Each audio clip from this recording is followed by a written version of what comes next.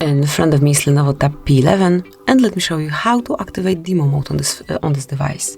So at first, just open the settings, then reach System, and here you will notice Developer Options.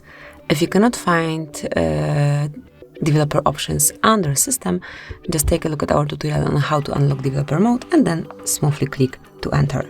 Now scroll down, locate a System Demo Mode, mark it, and to activate it smoothly, pick the switcher.